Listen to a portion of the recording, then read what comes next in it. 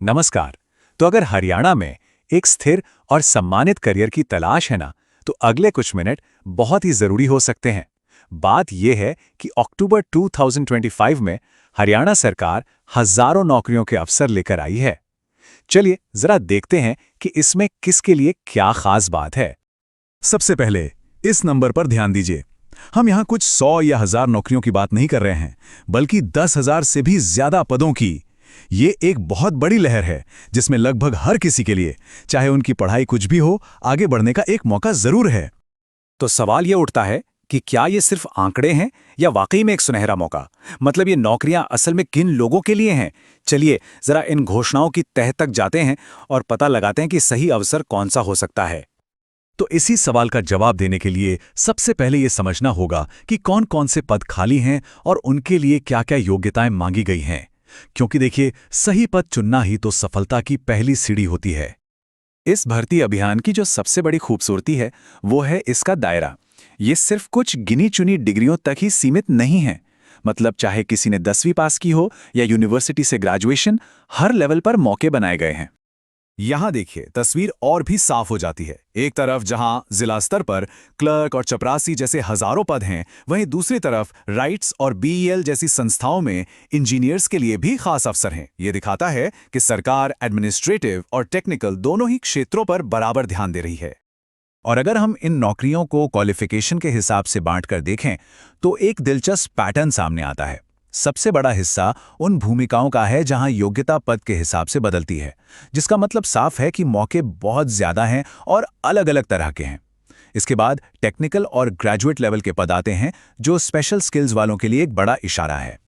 तो मान लेते हैं कि किसी ने अपने लिए एक सही भूमिका चुन ली। अब अगला और सबसे क्रूशियल स्टेप है एप्लीकेशन प्रोसेस को समझना। क्योंकि देखिए, एक छोटी सी भी गलती पूरे मौके को खत्म कर सकती है। अब एक सबसे जरूरी बात, आवेदन सिर्फ और सिर्फ ऑफिशियल वेबसाइट से ही करें। कई फर्जी वेबसाइटें नौकरी का झांसा देती हैं, इसलिए पक्का कर लें कि HPSC, WCD या ULB के ऑफिशियल पोर्टल का ही इस्तेमाल हो। जो प्रक्रिया है वो बहुत सीधी सादी रखी गई है। ऑफिशियल वेबसाइट पर जाना है, सही नोटिफिकेशन ढूंढना है, फॉर्म भरना है, डॉक्यूमेंट्स अपलोड करने हैं और आखिर में फीस जमा करनी है। इन 5 स्टेप्स को ध्यान से फॉलो करने पर गलती की गुंजाइश काफी कम हो जाती है। फॉर्म भरने के बाद ही असली सफर शुरू होता है सिलेक्शन प्रोसेस का। तो अब ये जानना बहुत जरूरी है कि आगे क्या होगा और कौन सी तारीखें हैं जिन्हें कैलेंडर में मार्क करके रखना है।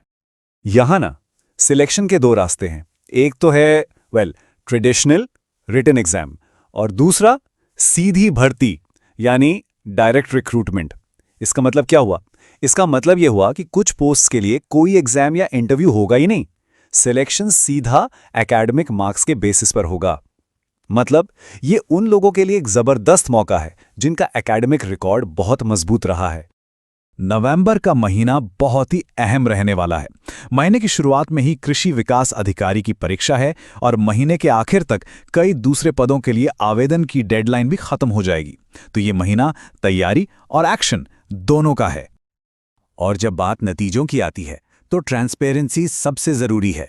सरकार ने साफ किया है कि रिजल्ट सिर्फ ऑफिशियल पोर्टल्स और भरोसेमंद मीडिया के जरिए ही घोषित किए जाएंगे, ताकि किसी भी तरह के कंफ्यूजन या अफवाह से बचा जा सके।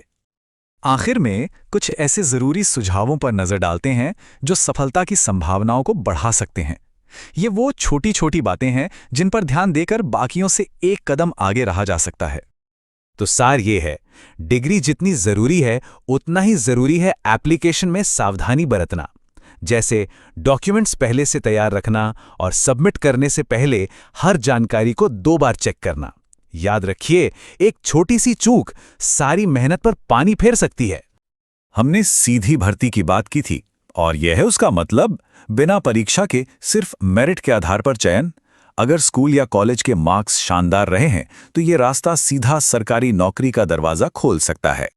तो हम इसी सवाल के साथ ये चर्चा समाप्त करते हैं। हजारों विकल्पों के बीच किसी के लिए सबसे अच्छा अवसर कौन सा है? ये सिर्फ एक नौकरी खोजने की बात नहीं है, बल्कि अपने करियर के लिए एक सही नींव रखने की बात है। तो सोच समझ कर चुनें। शुभकामनाएं।